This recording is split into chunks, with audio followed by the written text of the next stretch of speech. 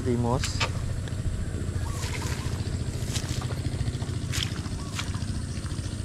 Yan.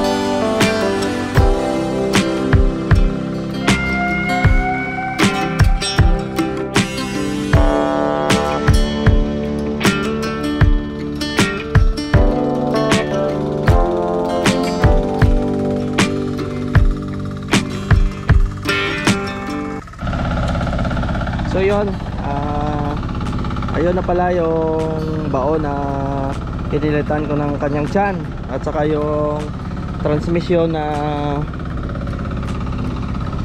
tinapalan ko yung kanyang transmission. Ayun na, ayun. Pasadahan muna ito ng isang pasada lang muna para maistaka ng tubig.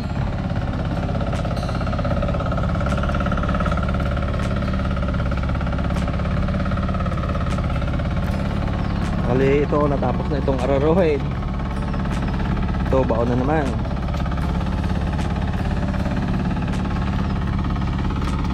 So ngayon at least medyo walang kapa sa paggamit ng bao, kasi bago ng kanyang tiyan, at natapalan ko na din yung kanyang transmission.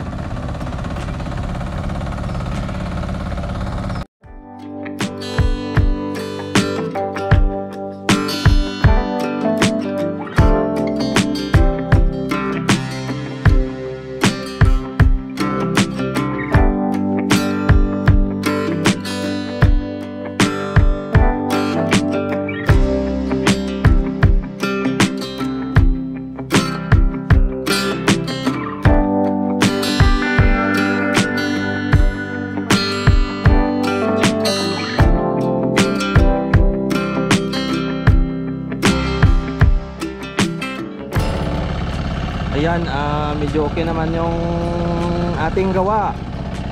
Success. Bali, practice ko lang yon. So yun, ayan naman ang resulta. Okay naman ang kanyang takbo.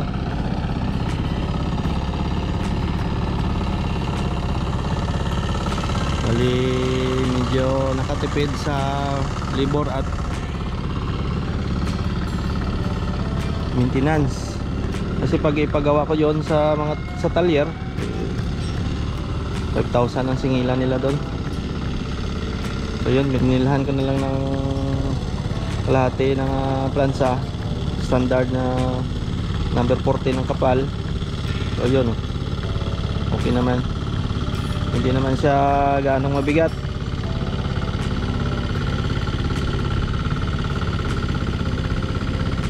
Bali, medyo kulang lang sa tubig. Merong tumutunog sa kanyang handle, kasi yung kanyang pinaka langkahan medyo maluwag. Pero ayan, okay naman ang kanyang takbo. Hindi naman siya mabigat. Tapos ang andar ng motor hindi naman gaano kalakas.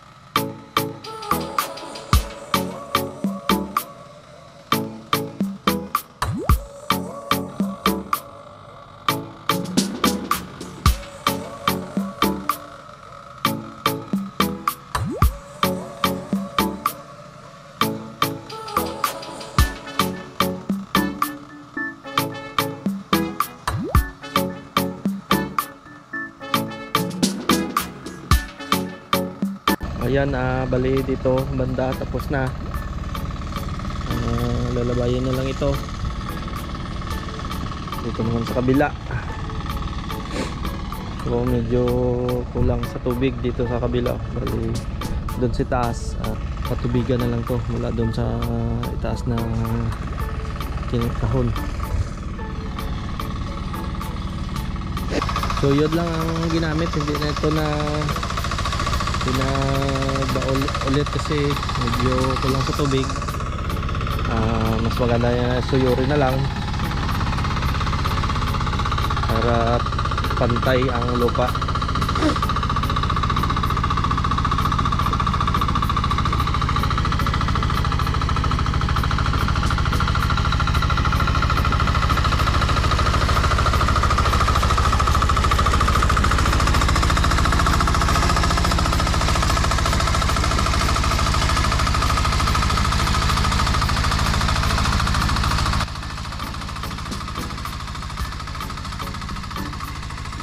Hindi ko na nagamit yung motor namin na Briggs & Stratton na 10 horsepower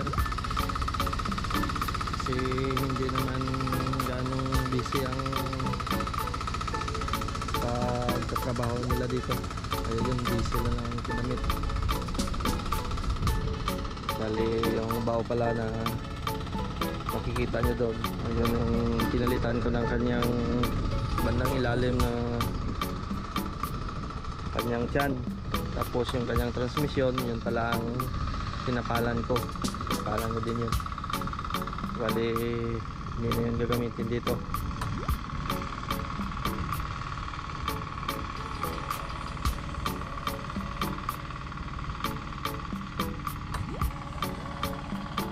Bali itong mga dayami na hindi na bawal kasi dito sa amin sigaan, kaya yun inipon na lang para gawing compost. Sayang naman.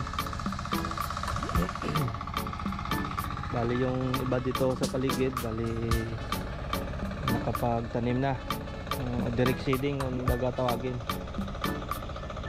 Yung iba na matataas na yung iba.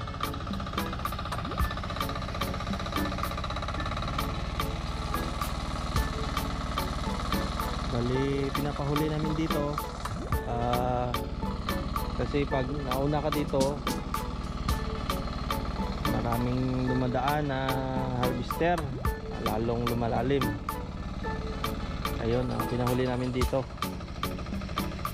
kasi sa pabalik-balik ng harvester talagang lumalalim na lumalalim.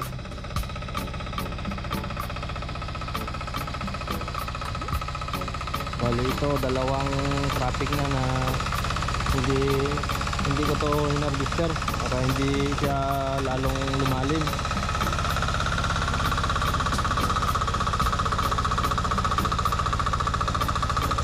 Ito, lalim.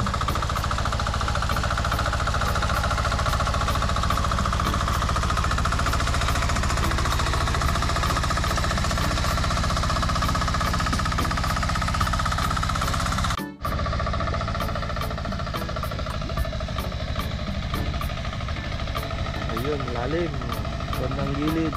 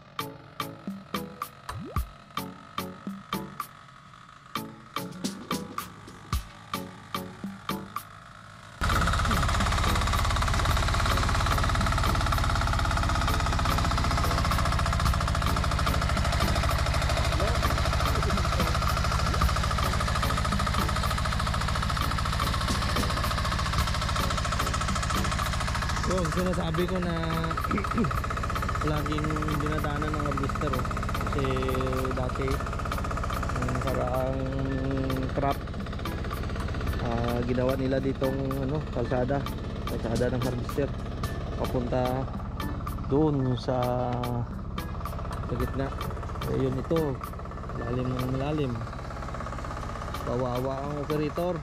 Kung sila yung hand tractor, mayroong pisa na mabili.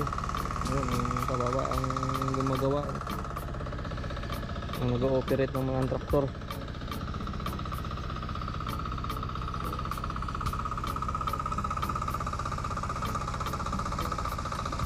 Kaya ganon yung mga palayan ngayon, mga bukid, na lumalalim na ng lumalalim dahil sa wala ditong, hindi dumaan dito ang El Nino, mga 2 years na. Ayun ang resulta ng palayan dito sa amin, ang lalalim na.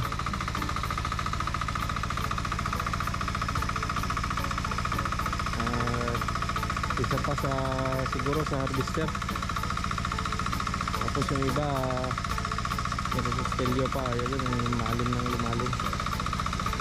Kaya dito pinapagapas na lang namin sa tao para hindi na siya lumalim pa ng lumalim, kasi pag masyadong malalim yung palay, hindi makapagtubo ng maayos, kasi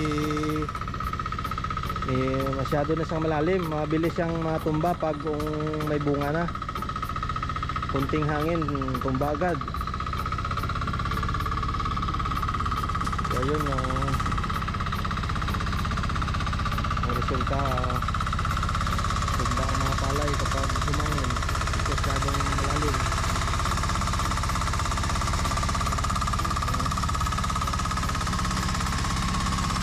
Buti na lang itong aking hand tractor na kuliglig, nilusped ko siya para hindi mabigat sa makina.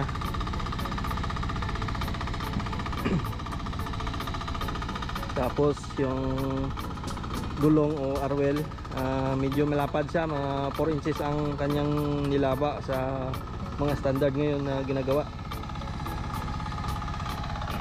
Tapos 10 lang kanyang blade, yung iba 12. Ayun, 10 lang yan.